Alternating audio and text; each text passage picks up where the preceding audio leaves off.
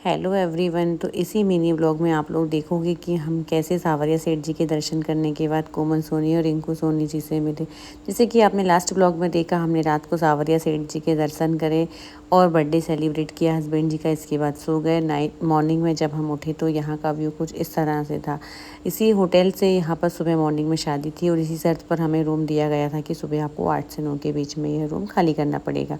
और यहाँ पर शादी के लिए गेस्ट इकट्ठे होने लगे थे। सुबह बढ़िया चाय पी रहे थे तो मैं ऊपर से कैप्चर कर ली। इसके बाद अंदर आई तो देखा तो हस्बैंड जी भी उठ गए थे। उठने के बाद में सब लोग रेडी हुए और हम फिर से पहुंच गए श्री सावरिया सेठ जी के दर्शन करने के लिए।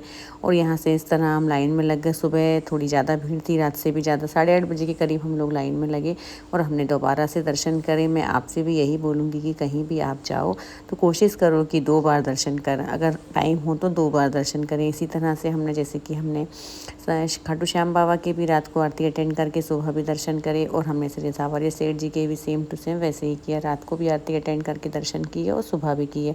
दर्शन करने के बाद भाई जो फीलिंग होती है ना, मैं शब्दों में बयां नहीं कर सकती, क्योंकि आप लोगों ने भी कहीं ना कहीं इतने अच्छे अपने दर्शन ज़रूर किए होंगे इतने मन से कि आपको कितना ब्लेस्ड फील हुआ होगा। सेम वैसा ही मैं भी फील कर रही थी। बस सावरिया सेठ जी को देखने के बाद और दर्शन करने के बाद लग रहा था कि भाई 2026 तो मेरा बेस्ट जाने वाला है। और इस तरह से देखिए श्री सावरिया सेठ जी का ध्वजा कितना सुंदर लग रहा है। दर्शन करने के बाद हम 9:30 तक फ्री हुए और बहुत तेज़ गर्मी थी। यहाँ से बॉटल वॉटल भरी और हम पहुँच गए कोमल सोनी जी के घर पर। अब वो कैसे पहुँचे, क्या पहुँचे, ये आपको मैं कभी और बताऊंगी।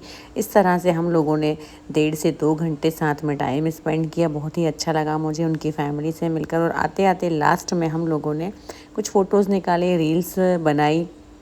इन लोगों से मिलके मुझे फर्स्ट टाइम मैं मिल रही थी। अब वो कैसे मिली, क्या, ये सब मैं आपको कभी और बताऊंगी। अगर आपको जानना है तो कमेंट्स करें। और इन लोगों से मिलने के बाद हम निकल गए आगे के रास्ते के लिए। गाड़ी वाड़ी को चेक किया, गन्ने का जूस पिया और इस तरह से हम